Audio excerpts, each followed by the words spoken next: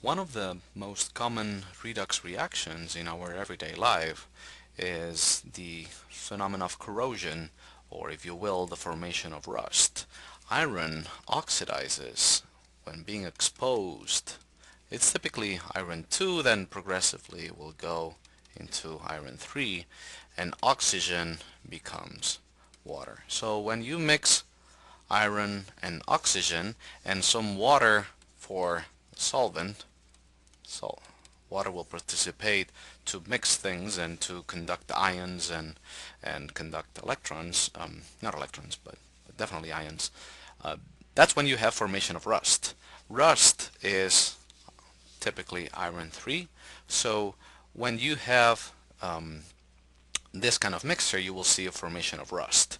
And so when you have an iron bar, or if you will, steel, remember that steel is mostly iron with, so it's iron with a little bit of carbon to make it stronger, but it's mostly iron. So steel may not oxidize as easy as just pure iron, but it definitely oxidizes. And it's important to understand these daily life events in terms of all the notations and nomenclature that we've been using. So we're being asked to identify the anode and the cathode in the picture. So you see a water droplet resting on an iron bar. Typically this is where the iron is dissolving, so the iron solid, this is our anode because that's where the oxidation is. So the anode is right here, and the oxygen is all around the drop. So if the electrons travel through the iron bar, here you will have your reduction. That's where oxygen gets in contact with the electrons coming from the iron. You'll have your reduction. That will be your cathode. The result is just through the water. You'll have iron, iron 2 plus, and water, because that's the result of the reduction of oxygen, and with some extra oxygen. So this would be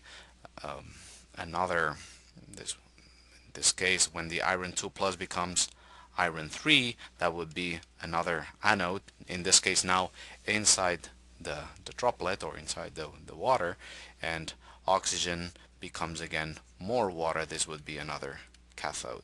So typically a corrosion phenomenon is a two-step process.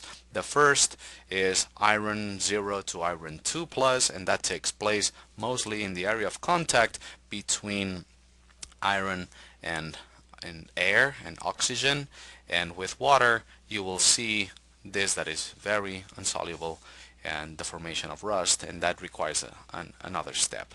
There is one trick to prevent oxidation of iron, and that's called the sacrificial anode. It's when you add another metal that oxidizes more easily or has a more tendency to oxidize, and you can imagine the elements on the left part of the periodic table. As you well know, they have a lower ionization energy. They typically release those electrons more easily. So expect those metals on the left part of the table, of the periodic table, to have a higher tendency to oxidize. So that's how you can prevent iron from oxidizing. So imagine you have this steel pipe under your garden, wherever it is, your backyard, and you want to prevent the iron to oxidize. Well, oxygen that may be dissolved in water, or just, of course, there's oxygen dissolved in water through the soil or through the pipe. Oxygen really wants to get more electrons, so to reduce into water. Doesn't care much where the electrons come from. So if you connect your steel or iron pipe with another metal that can oxidize more easily, in this case magnesium, you actually will prevent the iron to oxidize, because the electrons will not come from the iron, it will actually come from magnesium, because magnesium is more easily oxidizable. So this is one of the typical strategies to prevent corrosion of iron-based pipes, and it's important to understand this phenomena in terms of the electrochemistry that we have learned so far.